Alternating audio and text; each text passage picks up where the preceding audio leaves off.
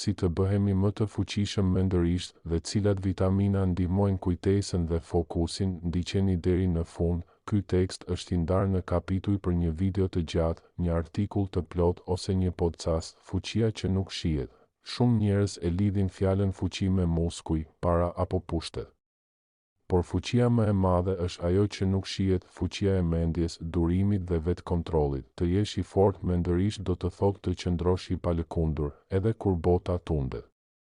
Do të thotë të marrësh vendime të vështira, të kontrollosh emocionet dhe të njohësh veten më shumë se ç'duhet. Fuqia fillon brenda teje, dhe një mendje e ushqyer mirë bëhet armë, forca e qetësisë. Një mendje e fuqishme nuk është ajo që bërtet, por ajo që di të hesht në kohën e duhur. Një nga tiparet e njerëzve të fortë është aftësia për të mos reaguar menjëherë. Njerëzit emocionalisht të dobët shpërthejnë.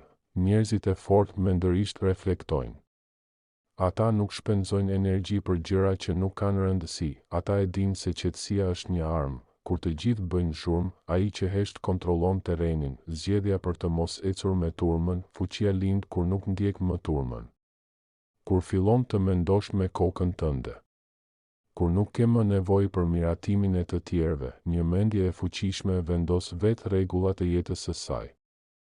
Kjo kërkon guxim, sepse të gjithë duan të ndihen të pranuar, por vetëm të fortët janë gati të qëndrojnë vetëm për të qenë të vërtetë. Vetdisiplina, themeli i çdo fuqie, s'mund të ketë forcë pa disiplinë. Çdo gjë e madhe në jetë, nga sukseset profesionale deri te ndërtimi i një karakteri të fortë, vjen përmes zakoneve të vogla, të përsëritura çdo ditë. Vetdisiplina është aftësia për të bërë atë që duhet, edhe kur nuk ke dëshirë. Kjo është superfuqi në një botë ku të gjithë kërkojnë komoditet. Ushqimi për mendjen, rëndësia e vitaminave, ashtu si trupi ka nevojë për ushqim për të funksionuar, edhe truri ka nevojë për përbërës specifik për të qëndruar i mbret, i fokusuar dhe në humor të mirë. Mungesat në vitamina shpesh shkaktojnë harres të shpesh, lodhje mendore, mungesë përqendrimi, ankthe dhe ndryshime humori. Të ushqesh trurin nuk është luks, është nevojë. Vitaminat kryesore që forcojnë memorien dhe funksionin mendor. A. Vitamina B12. Rëndësia. Ndihmon në funksionimin e sistemit nervor dhe në prodhimin e energjisë. Mungesa e saj mund të shkaktojë humbje kujtese, konfuzion, depresion, burimet, mish, vezë, qumësht ose suplemente nëse ke mungesë. B. Vitamina D3. Rëndësia. Ndikon në përqendrim, humor dhe shëndet mendor. Mungesa është shumë e zakonshme, veçanërisht në dimër. Rekomandohet për të gjithë që kanë mungesë ekspozimi ndaj diellit. Sa omega 3, EPA dhe DHA, rrit elasticitetin e trurit, përmirëson fokusin dhe ndihmon në luftimin e depresionit. Burimet, peshq të yndyrshëm, salmon, sardele. Suplemente, ginkgo biloba, përdoret prej shekujsh për kujtesë dhe përqendrim, përmirëson qarkullimin e gjakut në tru. E. Vitamina B6, B9, acidi folik, ndihmojnë në ndërtimin e neurotransmetuesve si serotonina, dopamina dhe norepinefrina. Mungesa e tyre lidhet me depresion dhe lodhje mendore. F. L-theanine, kafeina, në doza të kontrolluara, kombinimi i çajit jeshil dhe kafeinës jep fokus pa ankth. Ndihmon për përqendrim në periudha intensive pune apo studimi. 6.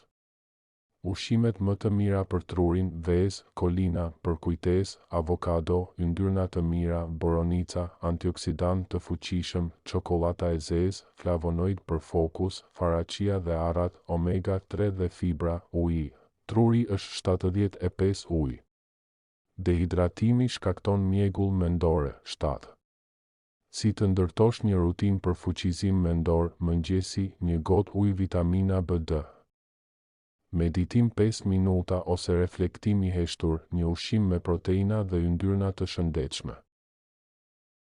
Gjatë ditës, fokus 90 minuta, pushim 10 minuta, teknika Pomodoro, shmang kalimin nga një detyrë te tjetra. Multitasking është armiku i fokusit. Mbrëmja, çaj bimor, ushqim i lehtë, ditar reflektimi.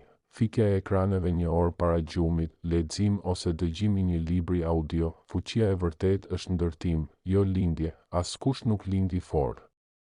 Forca ndërtohet çdo ditë me zakone të vogla, zgjedhje të vështira dhe disiplina të qeta. Kur fillon të investosh te mendja, çdo pjesë tjetër e jetës përmirësohet. Dhe mbaje mend, njerëzit më të fortë nuk janë ata që nuk ndihen keq, por ata që nuk ndalen edhe kur ndihen keq. Pjesa 1: si të bëheni më i fuqishëm mendërisht dhe emocionalisht.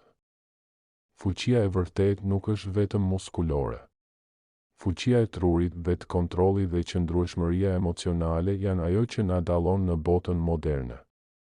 Ja si të fillosh të forcosh veten, zgjohu herët dhe mos e humb mëngjesin. Oraret e qëndrueshme ndihmojnë në qartësinë mendore dhe vendosjen e fokusit. 1 orë pa telefon në mëngjes është si një ushtrim për trurin.